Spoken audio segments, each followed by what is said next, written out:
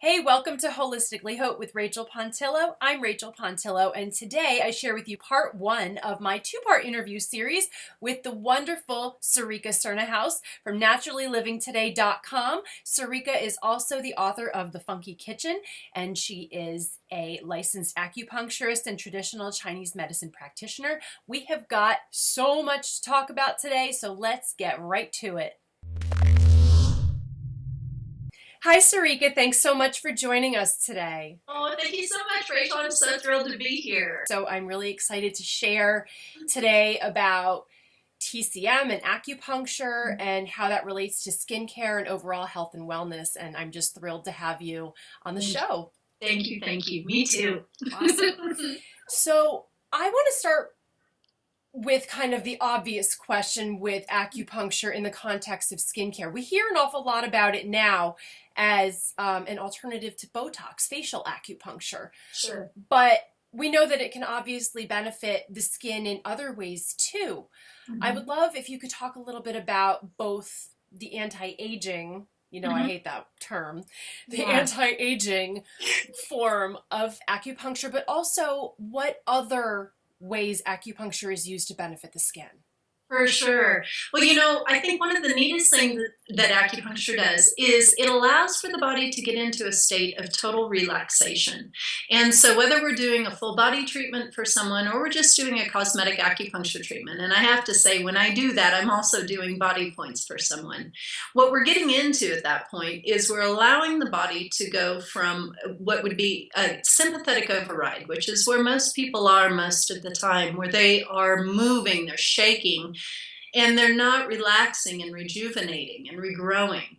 And what happens with acupuncture treatments, whether just for cosmetic or for the entire body, is it helps to shift that person from that fight or flight sympathetic mode to a parasympathetic mode, which is based off of regeneration and the ability for the body to heal itself.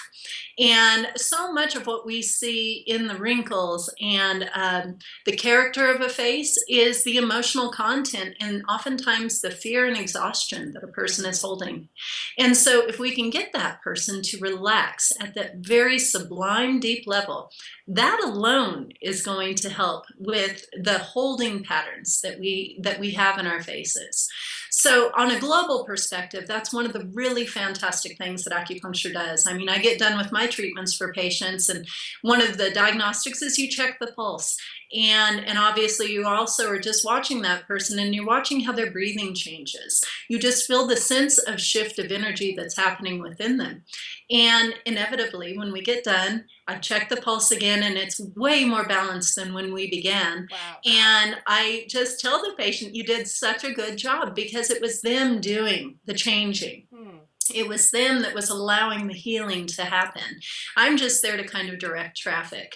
And so on a global perspective, that's one of the really foundational things that acupuncture does. But when we get into the realm of working with skincare, and we're very specific about that as well, and we're using needles and maybe rolling, there are these little rolling pins almost that will have acupuncture needles on them. What these do, whether it's acupuncture needles or one of these little rolling stem devices, is we are increasing the circulation to the face. And just by that alone, by increasing the circulation to the tissues of the visage, what we are doing at that point is, of course, we are bringing more oxygen to the tissues. We are removing waste deposits. We're moving the lymph in the face. And so any puffiness, that begins to move out as well. So there's another foundational thing that we're doing for the skin. But then we are also, with these micro injuries that happen with doing acupuncture, we're also creating a place for a new plane of collagen and elastin to come in and to rebuild at those tissues. And so it has a manifold effect as we are looking at the different ways that acupuncture can help the system that way. Now, I've got to stop you real quick. Yeah. Now, you mentioned the little wheel with the little pins on it. Yes. It's a microneedling device? Yes. Okay. I'm sure you know what I'm about to ask you because I see them for sale to estheticians at spa shows. Correct. I've also seen them on Amazon.com. Now, anybody can buy them at a lot of places now. Yes. And I've seen millimeter lengths anywhere from a quarter of a millimeter, which I think is what estheticians are allowed to sell retail in their spas. And then I think up to, or the half millimeter, I think can be used by an esthetician, but anything higher than a half millimeter, they say that it's supposed to only be done by a licensed medical professional, doctor, nurse, or acupuncturist who has an actual medical license to handle needles and use needles. That's right. But you can buy them on Amazon. So I know. And it's something that a person can, it really is, it's a medical device. If you are pressing hard and you are going that deep into the skin where you're causing bleeding because of the depth of what you're doing there with the needle, it needs to be understood that you are really opening yourself up to potential infection by doing that. Because the whole design of these is that they're moving on the face. It's not that it's a single insertion and it is just going to stay there. It is something that is moving all over the face. And if a person is depressing with that in such a manner that they are creating open lesions, I mean, and that's what they are. They are open lesions where there's blood that the person is moving from place to place with different bacterial regions on the face. They are absolutely leaving themselves open to an infection, especially if there happens to be any type of acne or, pimples or anything like that. So what I want to say about that is that absolutely, if a person is looking to use something of that depth, that needs to be administered by a medical professional or an esthetician who has been trained in those techniques. I would never, ever, ever suggest that a person get something like that and use it in that manner. Even when I use one of the dermal rollers in that respect, what I'm doing is it's a very light stimulation that I'm using more to create more circulation to the face. So you're not pressing down into the skin. Exactly. It's just a very light circulation, and with those very tiny needles, it can very minutely create a slightly deeper space for product to go into, and so that can have its benefit if it's being administered by a healthcare professional who has created a very clean environment to work with on the face. My personal favorite is to work with nanoparticle silver on the face. Yes, as a something that is just creating a very clean place for us to begin working. And even when it comes to needling, using acupuncture for needling, there are different schools of thought on that as well. Mm-hmm. The way that I practice is I rarely ever needle deeply. And so my needles, when I put them in, whether they're in the face of the body, they're going in maybe a millimeter. Okay. So it's a very, very, very scant insertion. It's something that is not going to generally cause a lot of bruising or bleeding. I mean, when you get around the area of the eye, that can happen. Mm. But one of the points that's been made in the cosmetic acupuncture training that I've done is that yes, we may come away with a little bit of bruising sometimes from doing cosmetic acupuncture, but that's about the extent of the damage. Whereas when a person has gone in for these more advanced cosmetic treatments, whether it's injections, Botox, this sort of thing, there's no turning back from that. You've done it, and you cannot put a paper bag over your face and go out into the world. If it doesn't turn out right, if you don't like the results, you're stuck with it.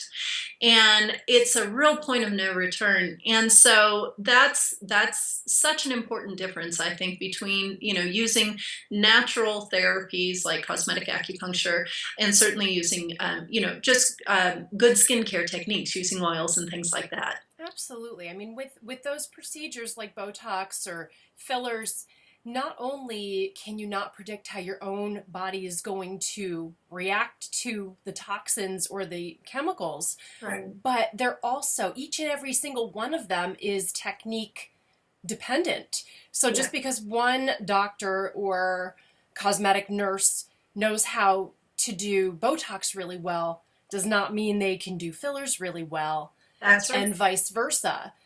So you don't know what you're getting, and it's a little frightening because now you see Botox and fillers happening at dentist's office, at medical spas with, certain healthcare providers supervising, but they're not actually on premises. That's right. So I think that there's a lot of safety issues that just don't get taken into consideration in the pursuit of smoother, more youthful skin. Now, Exactly. one more quick question about the microneedling before we move on. Yes. The ones that are sold for at-home use at spas, the ones I believe that are 1/4 millimeter, Mhm. are there any contraindications to using those at home on a regular basis? Well, I would definitely want the person to be trained by the practitioner from whom they purchased it. Mm-hmm. They need to make sure that they're not pushing too hard and creating that injury on the face. Another place, though, where I would be concerned about using something like that is with a person who, again, maybe has some, lesions, infections on the face, from even I would be concerned about rosacea, where there's already a stimulation of the capillary bed at that area. We probably don't need more of that. And that's where, in the patterns of rosacea, of eczema, psoriasis, and acne, and also extra thin skin. This is what we see in women who've had hysterectomies or they're postmenopausal, or they've spent a tremendous amount of time in the sun, have really damaged that underlayer on their skin. In all of these instances, it's super, super important that what we're focused on more, in my opinion, is not so much what we're seeing out here, but what's going on inside and how we're healing with nutrition and not creating additional damage to an organ. Our skin is an organ, it's our largest organ, that is already showing us that it is stressed. And so in those types of presentations, I would also be very wary of using something like that at home and really be focused more on the inside and then using good natural topical product on the outside. That's really important to note, definitely. So if someone is considering facial acupuncture or acupuncture of any kind, what are some things they should look for in an acupuncturist? What kind of questions should they ask? What should they know about that practice before they even get on the bed? For sure. Every state has its own licensure requirements, and so it's going to be different. I wish I could say that there was an across-the-board answer to that. However, there is the national certification for acupuncturists that I believe all states have to undertake. And so you want to make sure that someone is certified nationally to practice acupuncture at the very least.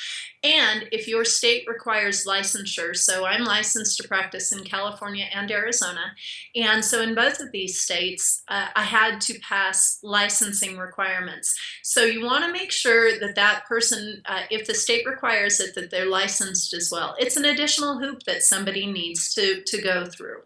And then your next question to them is maybe ask them how many years they've been in practice. What is the style of practice that they do?